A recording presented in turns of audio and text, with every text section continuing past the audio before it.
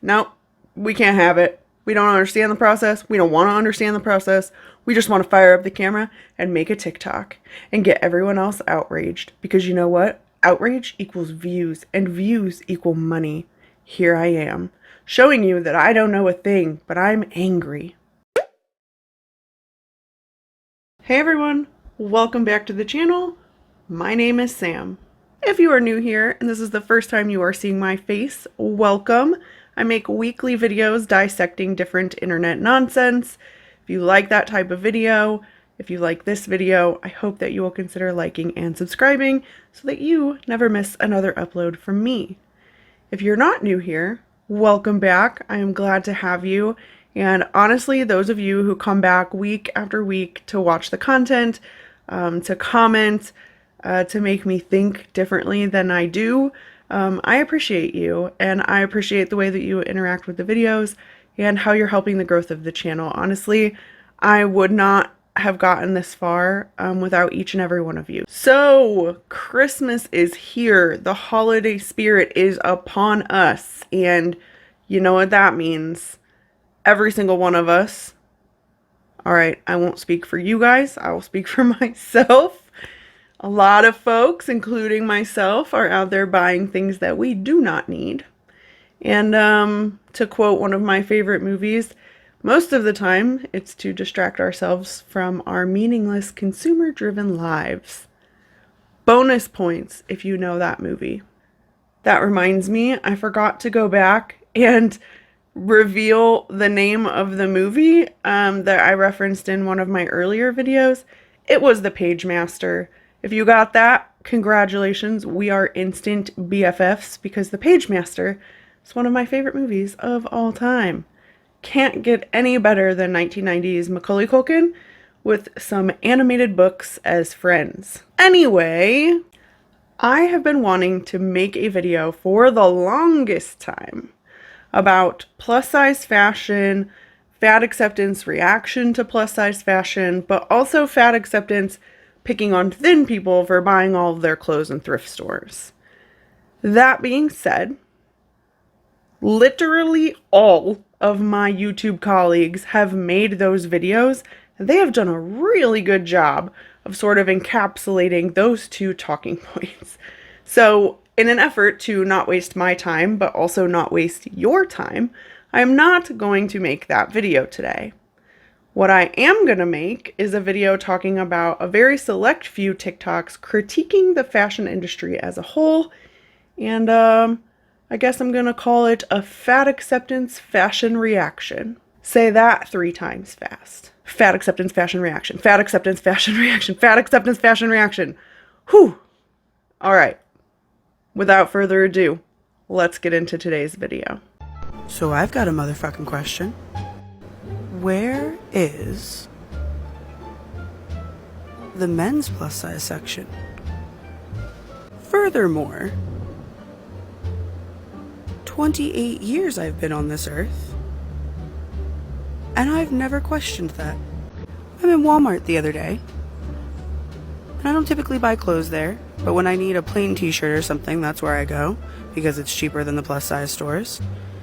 And I realize that the women's section is divided into like 3 sections, and the men's section is just 1 section. Women's is Mrs., plus size, regular, I don't know, and men's is just men's. Now this is me just thinking out loud before I get started with the logical reasoning. But if men do not have a visible plus size section where they can see exactly where they can go to get their sizes, should they not be accepted into the fat activism movement? Do they not also deserve a plus size section? I mean, at least plus size women know where they can find their clothes.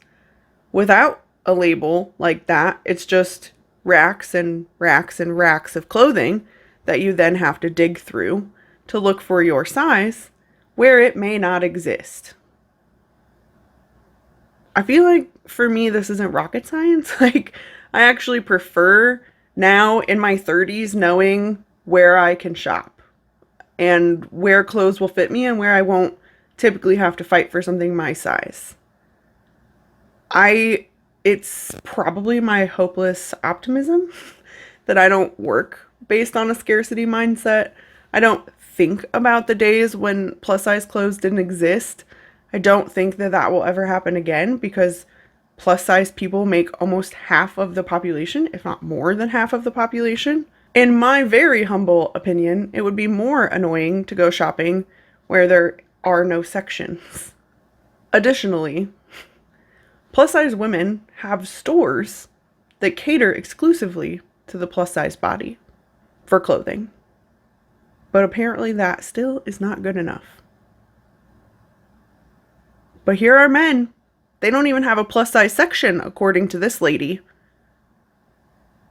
But they're not allowed within the movement.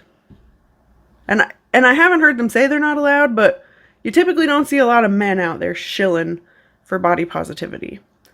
Anyway, we're going to enter logical Sam brain now, but I needed to get that out of the way. Please excuse me. I am on some hyperactivity shit for the holidays. And so this is how my brain is just functioning today. So let's get into the more logical side of discussing this TikTok that we just watched together. When I watched this the first time through, my brain was immediately like, there is a men's plus size section. It's called Big and Tall. Have you never shopped for a man before? Because if you pull out a man's shirt, it's typically shaped like a rectangle because men are very boxy.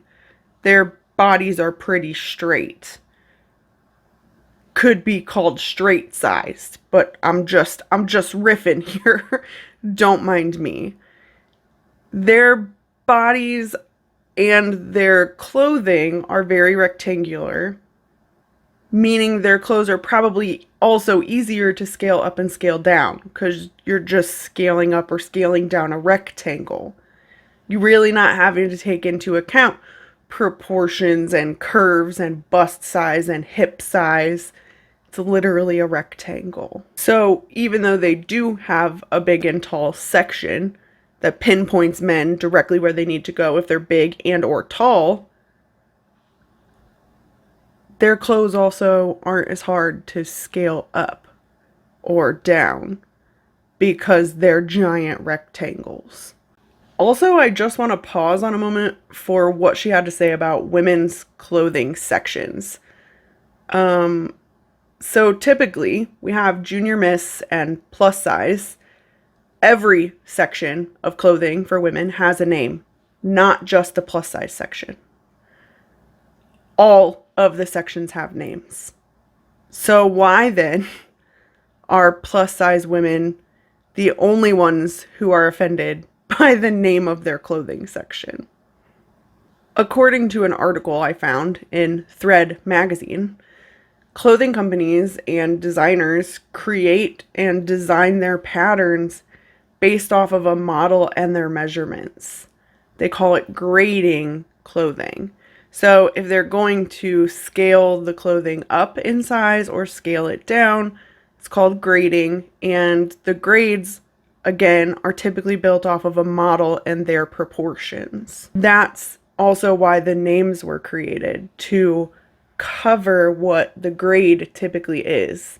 So someone like me who wears a size 24, 26, probably not going to be the same proportions or grade as someone who wears a size 0. So again, I ask, why are plus size women the only women angry about their section of clothing, their grading of clothing having a name?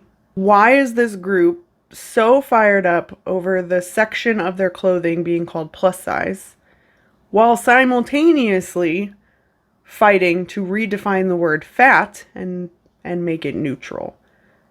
Like, the two things together do not make sense to me. Are you plus size or not? It's literally just naming the section. It's really not that serious. And even with that, I want to just linger 1 minute longer on the conversation of grading being based off of a model and their measurements. Think about all of the measurements that women have. They're very curvy. So we have a bust measurement, a waist measurement, a hip measurement. We all have different thighs. We all have different booties. I do not have one at all. Some people have all the booty. We're all different. Even if we used the fatness spectrum and pulled out various plus size people, and I'll put them here, let's take a look at the different proportions. My proportions as someone who is 5'6" are very different from someone like Tess Holliday, who is much shorter. We all carry weight differently, and literally, I mean, they would have to use so many models to scale every single piece of clothing up. Now, I'm not defending the fashion industry because the fashion industry is what it is, but I just find it so interesting that they don't understand the concept of grading. They don't understand what it takes to make clothes. They're angry that plus size clothes are more expensive. And listen, I get it. As a plus size lady who has to buy plus size clothes, holy fucking shit, they're expensive. But I also understand what goes into that. There's the material cost. There's the cost of reconfiguring machinery to pattern and cut and sew the larger clothes. There's the payment they would have to make to a different size model, potentially, to scale the clothes up appropriately.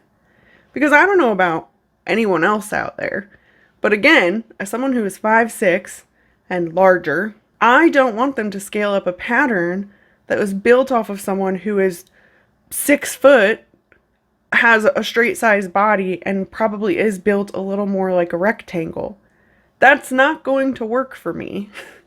And I have a basic understanding of that. But TikTokers, they're just like, nope, we can't have it. We don't understand the process. We don't want to understand the process.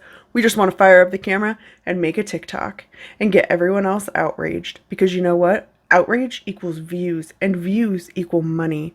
Here I am, showing you that I don't know a thing, but I'm angry. It's such a weird... We live in such a weird world right now that that's what reality is, but that is actually what reality is. Where are we? All right, let's move on to the next TikTok.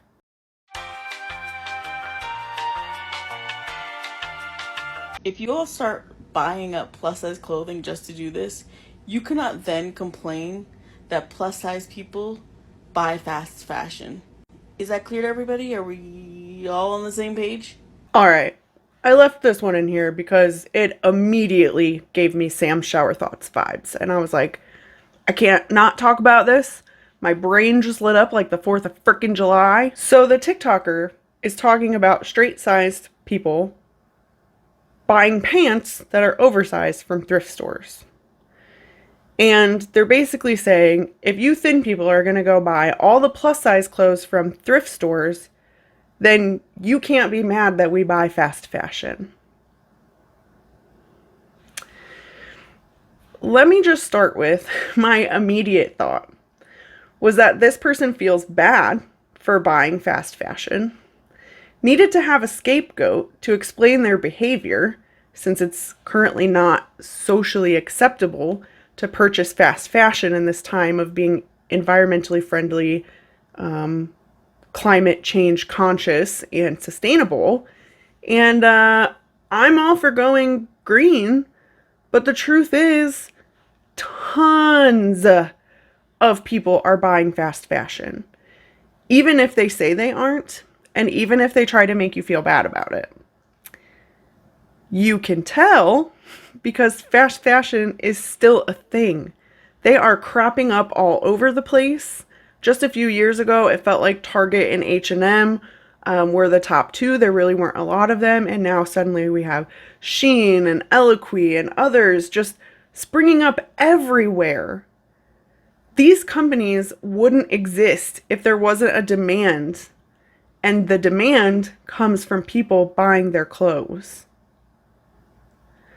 Thrifting has been around forever, and so has fast fashion. Both coexist for better or for worse.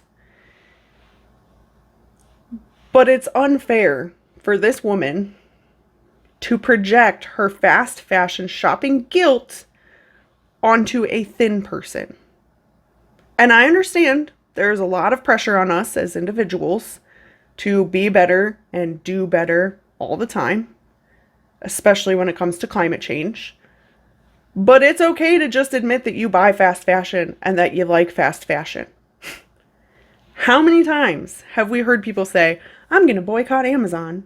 If that was actually happening on any sort of large scale, Amazon wouldn't be a thing. Amazon wouldn't be thriving. Sometimes convenience wins, and that's okay. You don't have to take out you liking convenient clothes on other people, especially people you don't know, especially people on the internet. It's just not a thing you have to do, friend. Additionally, we see TikTokers and YouTubers discussing fast fashion and doing try-ons. They're typically doing hauls when they do this. It's not like they're just buying one piece or two pieces to pair with something they found at a thrift store. They're literally spending hundreds of thousands of dollars on fast fashion to make TikToks, to make YouTube videos. Here's one TikToker who purchased the clothes and intends to try them on for a TikTok that she will likely make money off of, but she adds a whole lot of disclaimers to the beginning of the TikTok. Well, hello, unboxing and try-on friends. We are here to do a very exciting unboxing try-on for you, but first we have to have a little chat. I'm doing this unboxing from Shein. Now listen, I know that Shein is really bad. I highly recommend that everybody do a little bit of research before they start looking at Shein. I've linked an article in my bio so you can do a full research, but here's the long and short of it. They exploit their labor from their workers, they steal designs from small creators, they're terrible for the environment, and honestly the clothing is just not high quality. So again, go become an informed reader before we get here. Why even add the disclaimers? Again, I guess it's easier to blame your lack of thrifting on thin people buying all the clothes than to just admit that you like buying fast fashion. Whew, we are on a roll now. Let's look at the next TikTok. Eloquy, we need to talk about your model choices. All of these models are beautiful and gorgeous, that's not the point. But her, she makes me want to buy this dress. Her, not so much. In her, I can see myself wearing this dress. In her, I can't. She makes me feel like I need to spend money I don't have. She looks phenomenal, but I could pass. She told me if I don't buy this, I'm a fucking idiot. She told me I'd be okay without it. She said, don't you wish you were me, bitch? She's serving dreams and fantasies. She's just doing all right. All of that is to say, book her for fucking everything. Whew, I forgot how frustrated that TikTok made me feel. Okay. So we see the TikToker pointing out the different models and saying that one model makes her want to spend all her money, while the other models are just meh. She then tells Eloquy that they should book this one model that she really likes for everything. It's the hypocrisy for me. Every time I turn on TikTok, I'm greeted by fat activists yelling that they don't have representation in fashion and that they'd like to see models who have bellies, who have arm fat, etc., etc., etc. So Eloquy hires a model that has more of a belly and isn't a typical plus-size model, which to me tends to be someone who maybe wears a 14 to 16, has slightly larger hips, maybe a slightly larger bust, but no belly. So, like Ashley Graham is a good example. Now, instead of being happy to have representation alongside other bodies, this TikToker wants to be the only body represented on their website because it makes her personally want to spend money. And can we just pause on that for a second? Okay, second is over because I'm annoyed. Like, how entitled is it to take away all other representation because this one representation makes you feel seen and heard? What sense does that make? I thought the point of fat activism was to make sure that fat folks had representation in the media and in fashion alongside everyone else. So now, because this one TikToker feels seen and heard, my plus size friends who are more traditional shapes, like Ashley Graham, shouldn't be able to see how clothes might fit on them. I, who carry all of my weight in my midsection, shouldn't be able to see how clothes fit on me.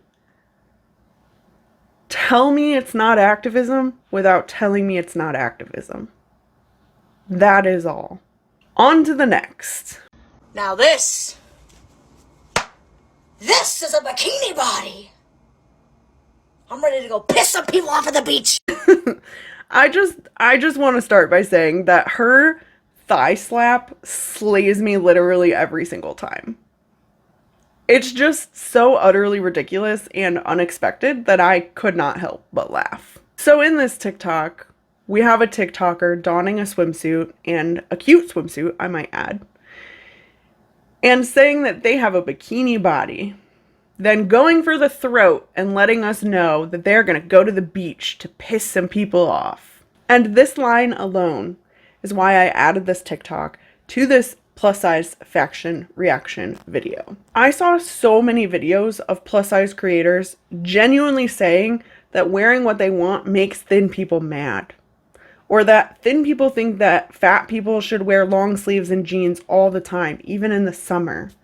Or that fat people are only allowed to wear clothes that thin people deem as unflattering. One of them even poked fun at this by saying people thought they should dress in jeans and t-shirts, and I found this interesting since jeans and t-shirts is most of my wardrobe. It's what I like to wear because it's comfortable and I don't have to worry about it slipping down or breaking a latch or whatever. I'm a pretty low maintenance person. But the point of my rambling is what you wear isn't pissing anyone off. Literally no one cares. This thought pattern is one that I think creators need to grow out of because of a lot of TikTok creators are very young. In my teens, in my 20s, I often thought people were looking at me, judging me, laughing at me, and that if I did something considered not normal or to draw attention to myself, that someone else was jealous or mad, etc. No one is mad. Wear what you want. Wear what makes you feel confident. When I hit my 30s was when I realized literally no one else could make me feel confident. That has to come from within you, and regardless of what other people think about you. It's all about what you think about you. And despite what you think, if you aren't actually confident or if you are feeling some type of way about yourself, you're going to project that onto other people whether you like it or not. And that is what we keep seeing from these TikTokers, especially when they're talking about plus size fashion. All right, that is all I have for today. I hope you enjoyed this fat acceptance fashion reaction. I will see you in the next one. Bye.